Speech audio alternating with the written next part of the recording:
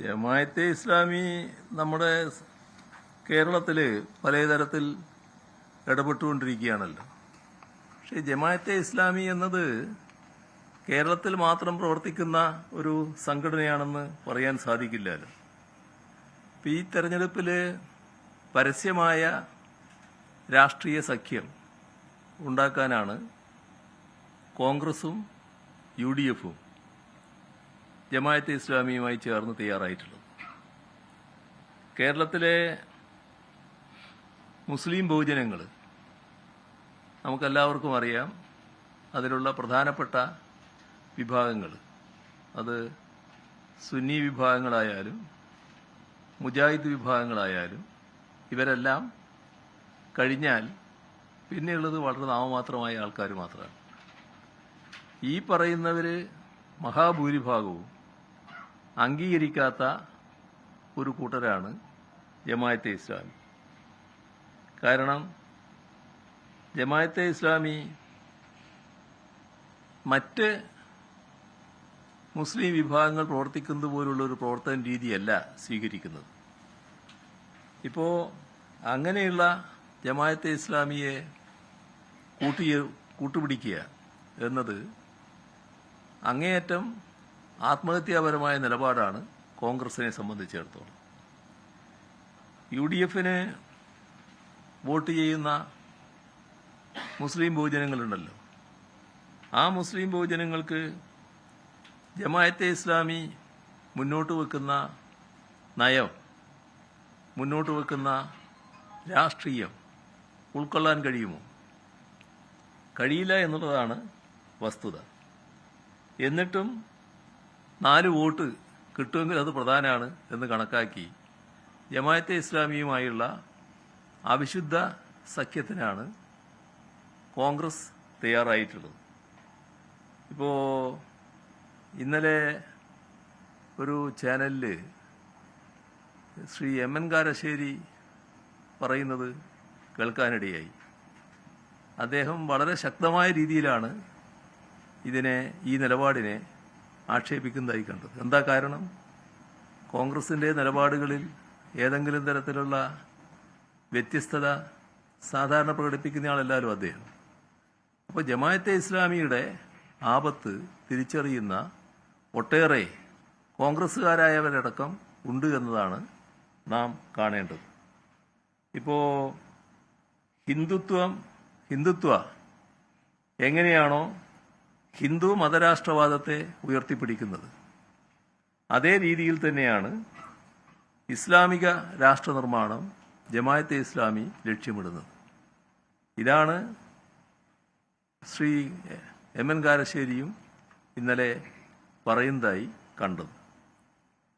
ഹിന്ദുത്വക്ക് ഹിന്ദു വിശ്വാസവുമായി ഒരു ബന്ധവുമില്ല എന്നത് അനുഭവത്തിൽ എല്ലാവർക്കും അറിയാവുന്ന കാര്യമാണ്. അതുതന്നെയാണ് ജമാഅത്തെ ഇസ്ലാമി പോലുള്ള രാഷ്ട്രീയ ഇസ്ലാമിന് സാധാരണഗതിയിലുള്ള ഇസ്ലാം വിശ്വാസികളുമായിട്ട് ഒരു ബന്ധവുമില്ല എന്നത് നാം കാണേണ്ടത്. ഇപ്പോൾ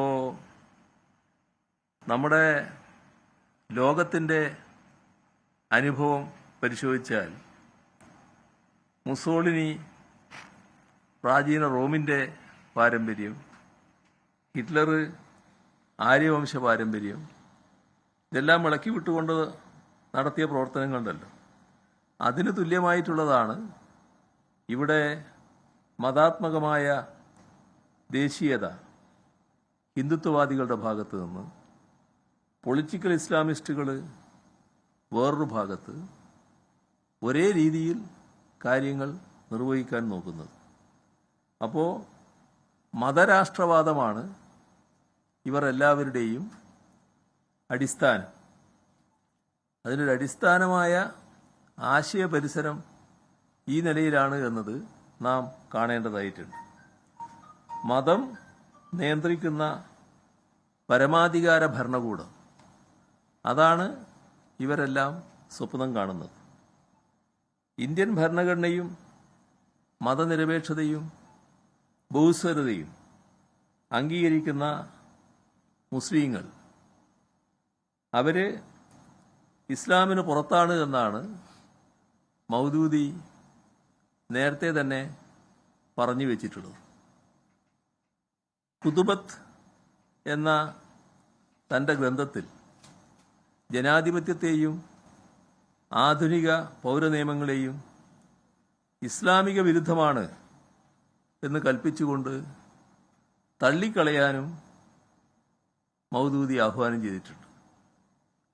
മതത്തെ രാഷ്ട്രമായി നിർവചിക്കുകയാണ് അദ്ദേഹം ചെയ്തത്.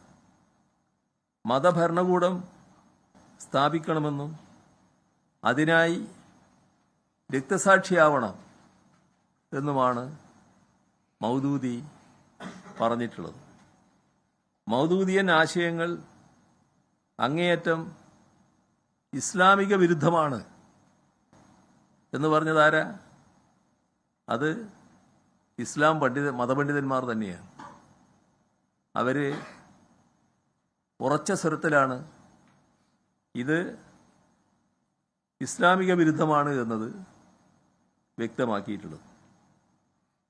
നമ്മുടെ രാജ്യം 1947 ഇന്ത്യയും പാകിസ്ഥാനുമായി വിഭജിക്കപ്പെട്ടു. അതോടെ അതേവരെ ഉണ്ടായിരുന്ന ജമാഅത്തെ ഇസ്ലാമിയും രണ്ടായി. മൗദൂദി പാകിസ്ഥാനിലേക്ക് കുടിയേറി. പാകിസ്ഥാനിൽ വേരുറപ്പിക്കാൻ അഹമ്മദീയ മുസ്ലിങ്ങളെ ഇസ്ലാമിന്റെ ശത്രുവായി അവതരിപ്പിച്ച് അവർക്കെതിരെ അവിടെ വിദ്വേഷം കുത്തിയിളക്കി. 1953 ജമാഅത്തെ ഇസ്ലാമിയുടെ നേതൃത്വത്തിൽ അഹമ്മദിയ മുസ്ലിങ്ങളെ ക്രൂരമായി വേട്ടയാടുന്ന നിലയുമുണ്ടായി. അഹമ്മദിയ മുസ്ലിങ്ങളെ അമുസ്ലിങ്ങളായി പ്രഖ്യാപിച്ച ജമാഅത്തെ ഇസ്ലാമി അവരെ കലാപത്തിലൂടെ വംശഹത്യ നടത്തുകയും അവരുടെ സ്വത്തുവകകൾ കയ്യേറുകയും ചെയ്തു. പിന്നീട് ഈ കുറ്റകൃത്യങ്ങളുടെ പേരിൽ മൗദൂദിക്ക് കോടതി വധശിക്ഷ തന്നെ വിധിക്കുകയുണ്ടായി. പിന്നീട് ശിക്ഷ ഇളവ് കിട്ടി.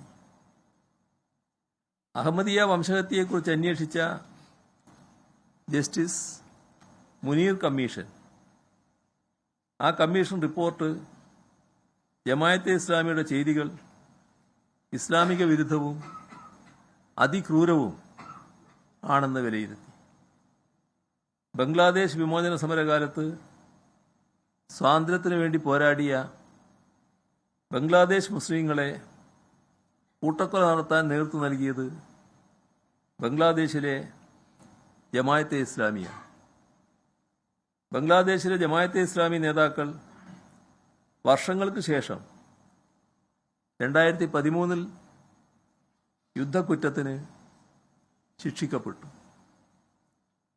ഇന്ത്യയിൽ പൊളിറ്റിക്കൽ ഇസ്ലാമിസ്റ്റുകളും ഹിന്ദുത്വവാദികളും ഒരേ തൂവൽ പക്ഷികളാണ്. പുറമേക്ക് വിരുദ്ധപക്ഷമായി തോന്നും, പക്ഷേ ഭൂരിപക്ഷ ന്യൂനപക്ഷ വർഗീയതകൾ കത്തിച്ച് പരസ്പര സഹകരണത്തിന്റെ സാധ്യതകൾ തേടിയവരാണ് രണ്ടു കൂട്ടരും. ലോകത്തെവിടെയായാലും ഏത് സമയത്തും 24 വാർത്തകളും ഓഗ്മെന്റഡ് റിയാലിറ്റി പാക്കേജുകളും എക്സ്പ്ലെയിനറുകളും വിശദമായി കാണാൻ ഞങ്ങളുടെ യൂട്യൂബ് ചാനൽ നിങ്ങൾക്ക് സബ്സ്ക്രൈബ് ചെയ്യാം.